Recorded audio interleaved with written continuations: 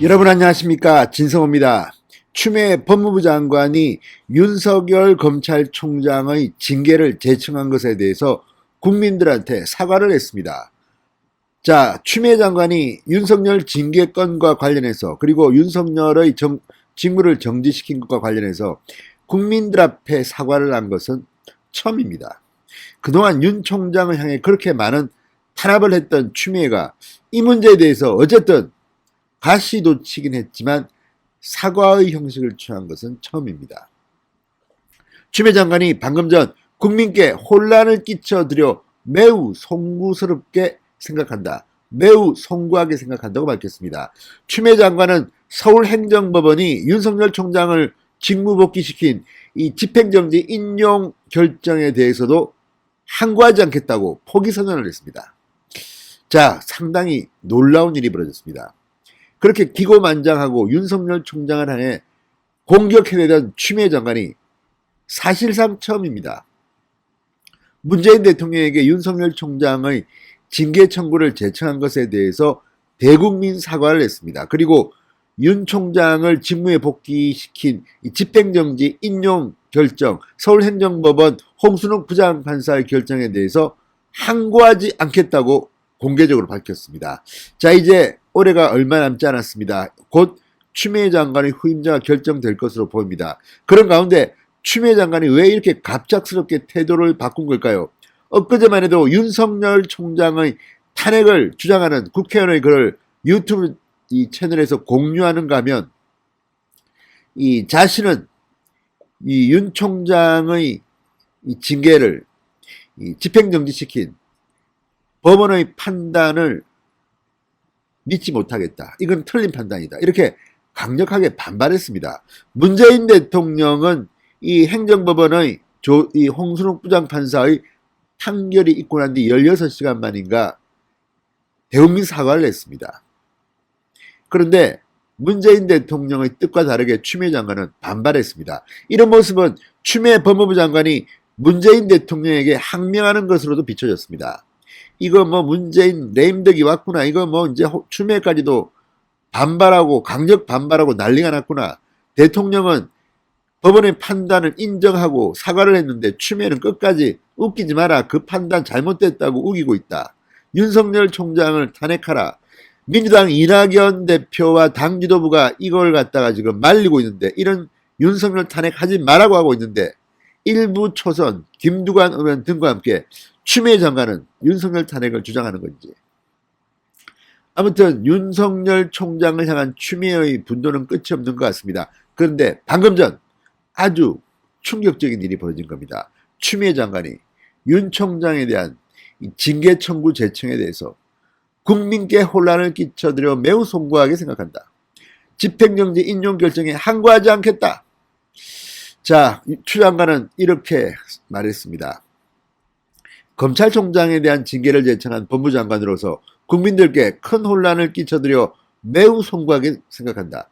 법원 결정에 대해 상소심을 통해 즉시 시정을 하는 과정에서의 혼란과 국론 분열 우려 등을 고려해 본안 소송에서 바로잡기 위해 최선을 다하는 게 보다 책임 있는 자세라고 판단했다. 자, 집행정지 결정에 대한 항고 대신 본안 소송을 통해 징계 처분의 적법함을 가리겠다는 것인데, 어차피 본안 소송은 윤석열 총장의 임기가 끝난 뒤 내년 7월 이후에 나올 전망이 높습니다. 그렇기 때문에 이걸 보면 완전히 꼬리를 내린 것 같아. 그리고 윤 총장에 대해서 사실상 항복한 것입니다. 자, 이면에는 어떤 일이 벌어졌을까요? 지금 청와대와 정세균 국무총리, 민주당 지도부 거의 지금 윤 총장을 놓고 파워게임을 벌이고 있습니다. 이런 과정에서 추미애 장관이 끝까지 자기 고집을 부리다가 결국 문재인 대통령에게 쿠데타가 진압된 것은 아닌가. 아무튼 오늘 굉장히 지금 묘한 일이 벌어지고 있습니다. 지금 청와대 내부에 암투가 벌어지고 있다는 그런 추측도 있습니다. 진성호의 융단 폭격 시작합니다. 추미애 법무부 장관을 융단 폭격합니다. 방송에 앞서 아직 진성호 방송에 구독자가 아니신 분들은 붉은색 구독 버튼 눌러주십시오. 더 좋은 방송으로 보답하겠습니다. 자, 그러나 추미애 장관의 이 대국민 사과는 가시가 돋쳐 있습니다. 끝까지 윤석열 총장의 복귀를 결정한 법원 판단은 받아들이기 어렵다는 뜻도 분명히 있습니다. 법원은 재판부 분석 문건에 관하여 수사정보를 담당하는 부서에서 법관 정보를 정리하여 문건화하는 것은 악용될 위험성이 있다는 점과 차후 이런 문건이 작성되어서는 안 된다는 점, 채널A 사건 감찰 방해는 징계 사유로 인정될 수 있다는 점을 분명히 했고 뭐 점점점점 하면서 아무튼 자기 고집을 또 피웁니다. 그렇지만 본질은 이겁니다. 사과입니다. 국민들께 송구하게 생각한다. 그리고 일단 본안 소송에 진력하겠다. 항고하지 않겠다. 항고를 포기한 겁니다.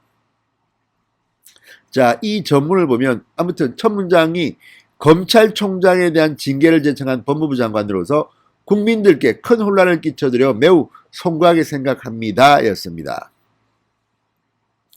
자, 어쨌든 이런 거를 보면 추미애 장관이 한풀 꺾였습니다. 왜 그렇게 했습니까?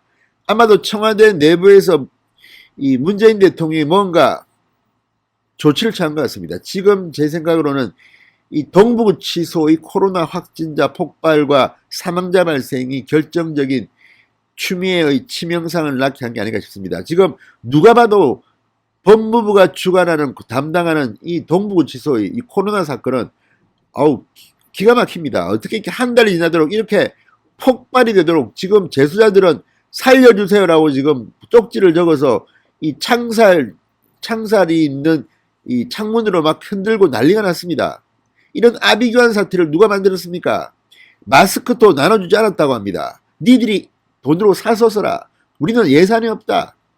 이런 법무부가 어디 있습니까? 추미애 장관은 그동안 이런 일을 모르고 있었습니까? 윤석열 때려잡는 데만 몰두해서 이렇게 했습니까? 자, 이런 것들에 대해서 지금 고발까지 당했습니다. 문재인 대통령이 마음만 먹으면 추미애 장관 그냥 감옥에 보낼 수도 있겠다는 생각이 듭니다. 지금 서로가 서로의 약점을 잡고 이전 투구를 하는 것은 아닌지 모르겠습니다. 문재인 대통령의 약점도 추미애 장관이 법무부 장관 1년 동안 다 잡고 있을지도 모릅니다. 이런 가운데 누구의 칼이 더 센가? 이런 걸까요? 아무튼 많은 궁금증을 낳게 하고 의혹을 낳게 합니다. 이런 일이 실제로 벌어졌는지는 우리가 알 수 없습니다. 그러나 권력을 쥔 사람들 간의 이 게임, 자, 이걸 보면 지금 윤석열 총장 때문에 이 여권은 내분이 일어난 것으로 보입니다. 자, 이런 것 때문에 지금 추미애 장관이 결국 항고를 포기한 게 아닌가, 사과를 한 게 아닌가. 항고를 안 한다는 건 상당히 중요한 겁니다. 일단 해봤자 내가 진다는 것은 안 겁니다. 법무부 장관, 판사 출신 법무부 장관으로서의 무식을 인정한 것은 아닌가, 이런 생각도 듭니다. 본안 소송에 주력하겠다? 사람들은 다 잊어버립니다. 끝날 때까지는. 자, 어쨌든 지금 충격적인 일이 벌어졌습니다. 추미애 법무부 장관이 국민들께 사과를 했습니다. 첫 사과입니다. 그리고 집행정지 인용에 대해서 항고하지 않기로 결정했습니다. 자, 이런 것들을 보면 이 추미애 장관의 입장문, 방금 발표된 이 입장문은 추미애 장관이 분명 꼬리를 내린 것으로 봅니다. 왜 그랬을까요?